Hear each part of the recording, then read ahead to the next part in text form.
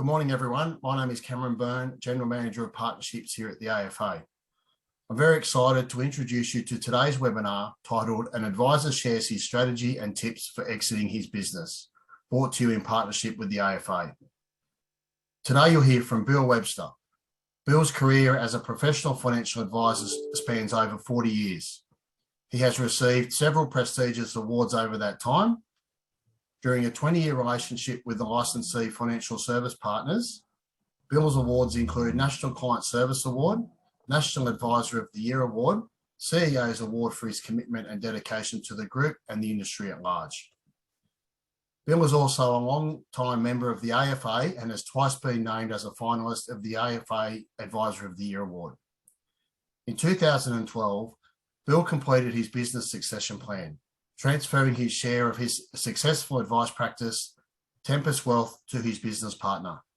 He continued to consult to Tempest Wealth, looking after clients, as well as introducing new clients to the practice and the mentoring of the younger staff up until he retired as an advisor at the end of 2021. Mentoring younger advisors has been a long-standing passion of Bill's, and for the past 10 years, he has been a volunteer mentor for the AFA mentoring program. Over the last 7 years, Bill has put his career knowledge and experience into designing mentoring workshops and programs for young advisors and to those new to the profession. Bill also consults to advisors and practices on practice development and other personal and business development projects. Bill believes that mentorship is a vital component in the growth and development of any aspiring professional, and that passing the baton is fundamental. His goal is to continue to share his learnings and experiences with the new generation of advisors and those who are contemplating the latter part of their careers to help challenge, educate, and inspire. Before we begin, I'd like to cover off some webinar housekeeping. Today's webinar has one CPD point in client care and practice, and we'll send out the details of this within the next week. We will answer questions at the end of this presentation. Please use the Zoom Q&A feature, not the chat feature, as you can see in the diagram on the slide. Bill, thanks for putting this important information together to help our members. Let's kick off. Sure, mate, sure.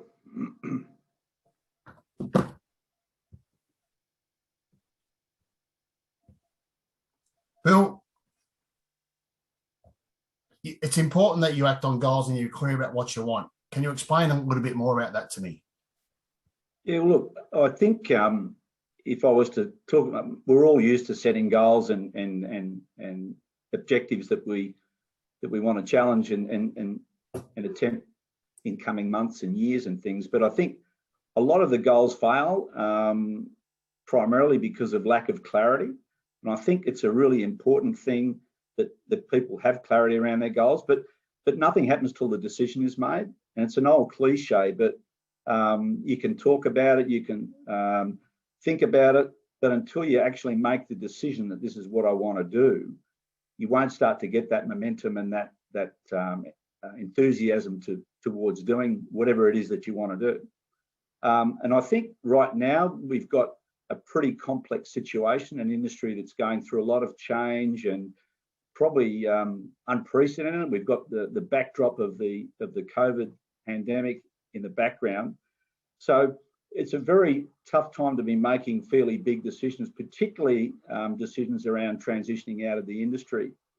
And I think you've got to think about, well, is the decision I'm going to make my decision? Is it my choice? It may well be, and I guess good luck to you if it is that way, but it may also be a decision that's forced on you and not your choice. It could be health, it could be relationship problems, it could be financial problems.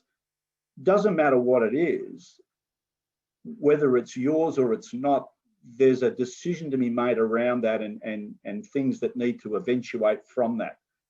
But I found that over the years that when I came to a situation of making a large decision, it was to sit down and ask myself a couple of simple questions. And one of those questions is, do I value my current situation? Now, if the answer to the question is yes, I value it, the next question is, can I improve the situation? And more particularly, how do I improve that? What's going to be needed to be implemented for me to improve my current situation? But more importantly than how is the why. Why should I do that? And if I think back over my career when clients come in to talk about retirement or their goals, it wasn't the goal that they wanted. It was the benefit of what that produced for them and the meaning and the purpose that it brought their lives by achieving that goal. So I think the why we want to do things is a really critical thing in that decision-making process, and that we're clear on the reason that we want to do that. If your answer to that question was, do I value my current situation? The answer was no. Then the next question is, what needs to change? And you can sit down and you can start to document the things that you believe that need to change. Now, you may not have absolute clarity on it. You won't know all the steps. It doesn't matter. But the fact is, you're starting to put down the things that need to change. And if you're brutally honest with yourself, you're going to have to really look at these things and take them seriously, particularly if you're looking to transition out of the business, because it's a big event in anyone's life, particularly when they've spent a lot of their life in it. So what needs to change? But then again, why do I need to change this? Why am I going to make these changes? Because that's the part that's going to give you the purpose. Another great question that you can use is, if I was sitting here in 2026 looking back to today, what would need to change or improve for that 5 years to have been a really special time in my life?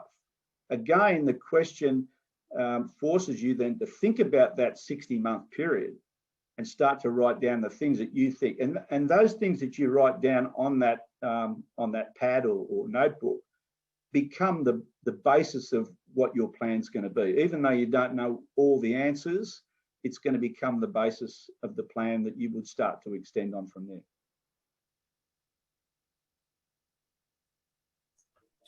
Yeah, thanks, Bill. So, you suggest it's important that we set these goals and be very clear on what you want. So I think the audience, and I know myself, would be just like you to expand on that a little bit more for us, if you wouldn't mind. I think it's going to give that clarity and that direction of where people need to point their thoughts.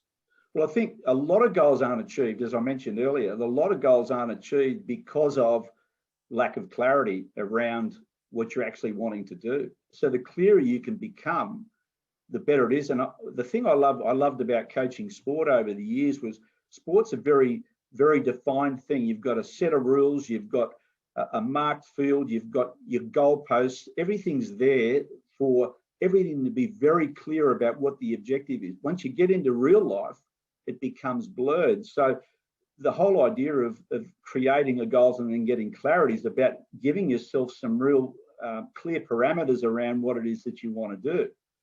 And it brings you a couple of things, that focus that you need. It will give you momentum to at least start to do things that are complementary to you achieving these things, but also more importantly, a sense of purpose.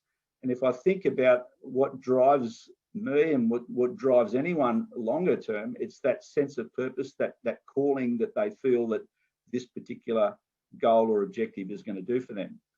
I'll just give you a little bit of about my own story. About early September 2004, I was working in my own practice. I had 2 staff. I'd been in that practice for about 7 years. I had been in another partnership for about 11 or 12 years that came to a conclusion towards the latter half of the 90s. And there was a lot of the licensing thing was just getting going. There was some pretty major changes going on in the industry, probably not as intense as now, but just it was change. IT was becoming, and processes were becoming more important to the process of giving advice.